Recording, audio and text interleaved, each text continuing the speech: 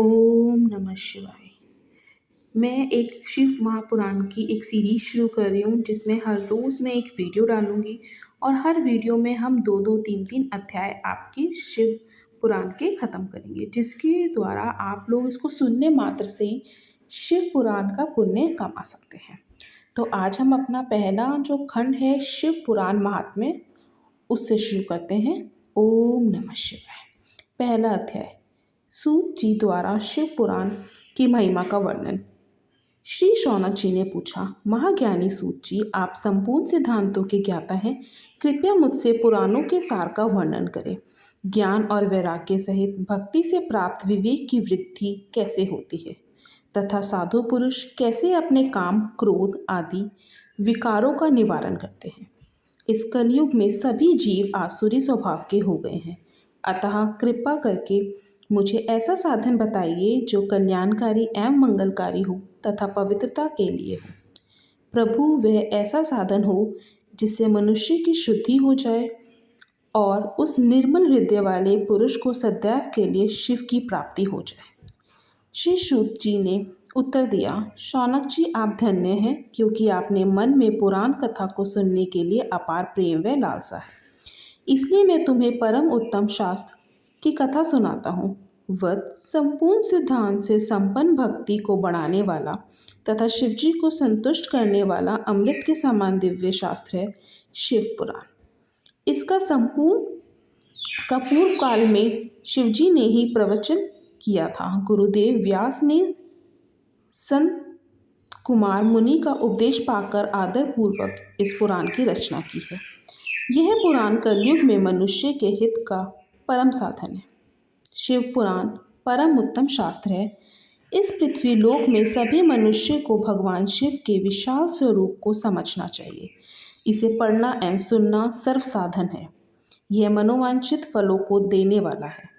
इससे मनुष्य निष्पाप हो जाता है तथा इस लोक में सभी सुखों का उपभोग करके अंत में शिवलोक को प्राप्त करता है। शिव पुराण में 24,000 श्लोक हैं, जिसमें 7 संहिताएं हैं। शिव पुराण पर परमात्मा के समान गति प्रदान करने वाला है। मनुष्य को पूरी भक्ति एवं संयम पूर्वक इसे सुनना चाहिए। जो मनुष्य प्रेम पूर्वक नित्य इसको बाँचता है या इसका पाठ करता है, वह निसंदेह पुण्यात्मा है।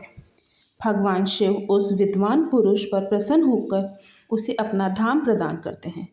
प्रतिदिन आदरपूर्वक शिव पुराण का पूजन करने वाले मनुष्य संसार में संपूर्ण भोगों को भोगकर भगवान शिव के पद को प्राप्त करते हैं। वे सदा सुखी रहते हैं। शिव पुराण में भगवान शिव का सर्वस्व है।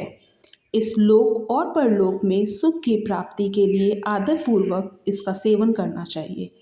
यह निर्मल शिव पुराण धर्म, अधर्म, काम और मोक्ष रूप चारों पुरुषार्थों को देने वाला है, अतः सदा प्रेम पूर्वक इसे सुनना एवं पढ़ना चाहिए। ओम नमः शिवाय। दूसरा अध्याय, देवराज को शिवलोक की प्राप्ति, चंचुला का संसार से वैराग्य। श्री शौनक जी ने कहा, आप धन्य हैं सूत जी, आप परमार्थ तत्व के ज्ञाता हैं। आपने हम पर कृपा करके हमें यह अद्भुत और दिव्य कथा सुनाई है। भूतल पर इस कथा के समान कल्याण का और कोई साधन नहीं है। आपकी कृपा से यह बात हमने समझ ली है। सूत जी, इस कथा के द्वारा कौन से पापी शुद्ध होते हैं, उन्हें कृपा पूर्वक बताकर इस जगत को कृतार्थ कीजिए। सूत जी बोले, मुने, जो मनुष्य पाप, दुराचार तथा काम, क्रोध, मद, लोभ में निरंतर डूबे रहते हैं, वे भी शिव पुराण पढ़ने अथवा सुनने से शुद्ध हो जाते हैं तथा उनके पापों का पूर्णतः नाश हो जाता है। इस विषय में मैं तुम्हें एक कथा सुनाता हूँ। देवराज ब्राह्मण की कथा। बहुत पहले की बात है कि रातों के नगर में देवराज नाम का एक ब्राह्मण रहता था। वह ज्ञान में दुर्बल, गरीब, रस बेचने वाला तथा वैदिक धर्म से विमुख था। वह स्नान संध्या नहीं करता था तथा उसमें वैश्यवृत्ति बढ़ती ही जा रही थी। वह भक्तों को ठगता था।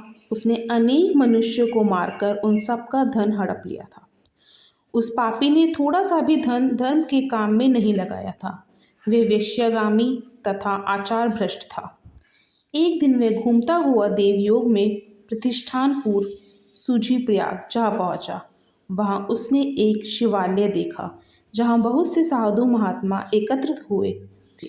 देवराज वहीं ठहर गया। वहां रात में उसे ज्वर आ गया और उसे बड़ी पीड़ा होने लगी। वहीं पर एक ब्राह्मण देवता शिव पुराण की कथा सुना रहे थे। ज्वर में पड़ा देवराज भी ब्राह्मण के मुख से शिव कथा का निरंतर सुनता रहा। एक मास बाद देवराज ज्वर से पीड़ित अवस्था में चल बसा। यमराज के दूत उसे बांधकर यमपुरी ले गए। तभी वहां शिवलोक के भगवान शिव के पार्षदगण आ गए।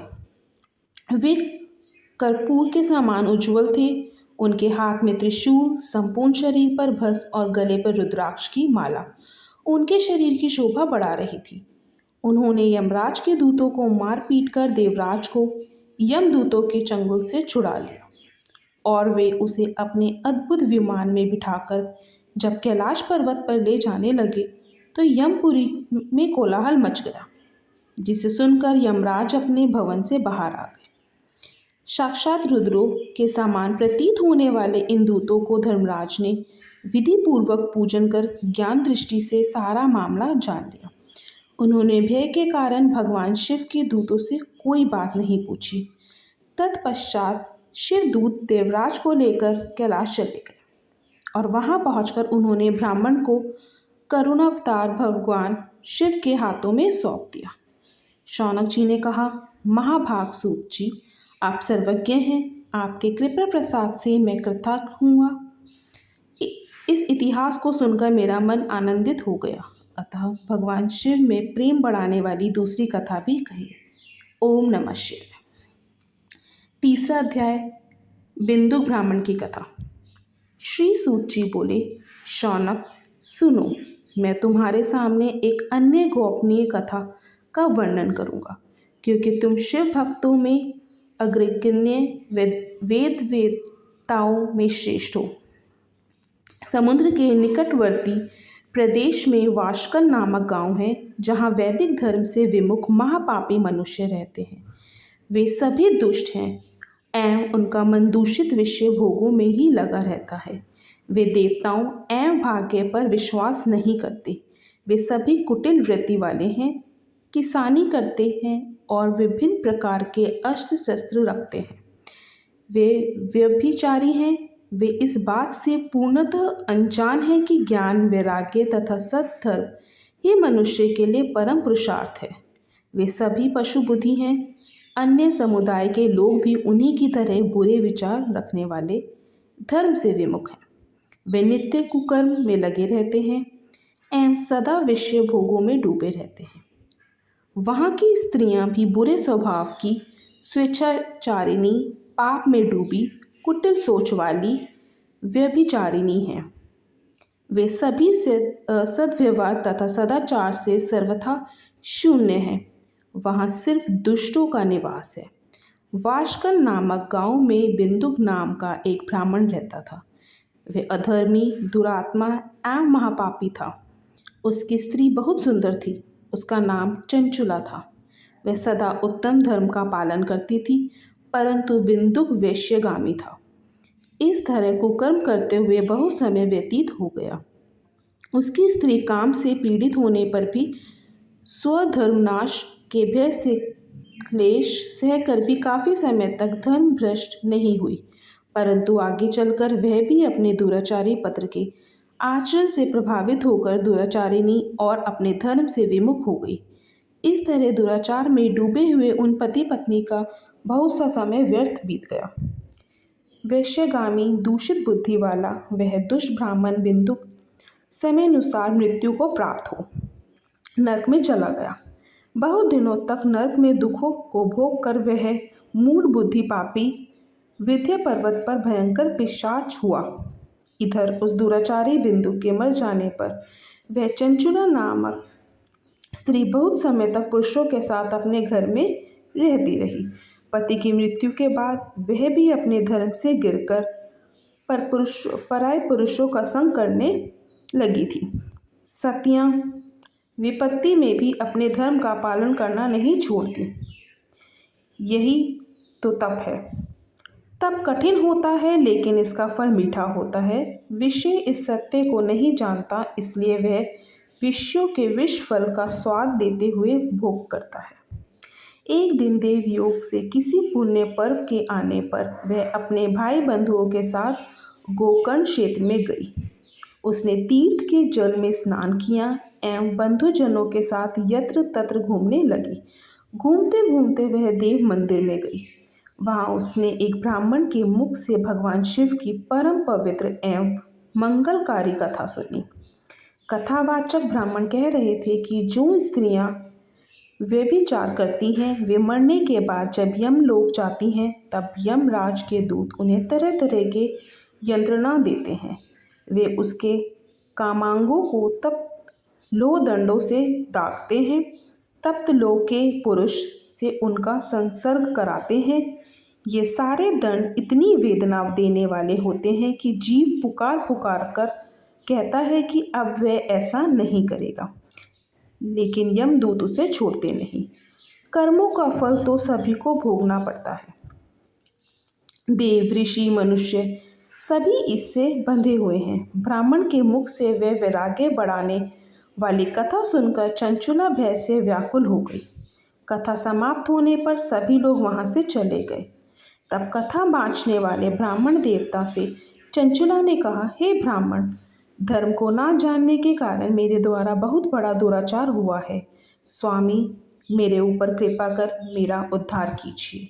आपके प्रवचन को सुनकर मुझे इस संसार से वैराग्य हो गया है। मुझ मूढ़ चित्त वाली पापिनी को धिक्कार है। मैं निंदा के योग्य हूँ। मैं बुरे विषयों में फंसकर अपने धर्म से विमुख हो गई थी। कौन मुझ जैसी कुमार के मन लगाने वाली पापिनी का साथ देगा?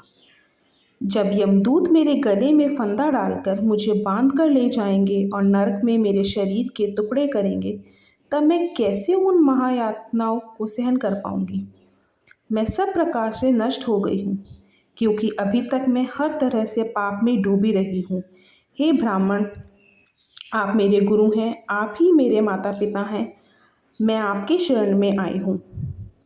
मुझ अबला का अब आप ही उद्धार कीजिए। सूत जी कहते हैं, शौनक इस प्रकार विलाप करती हुई चंचुला ब्राह्मण देवता के चरणों में गिर पड़ी।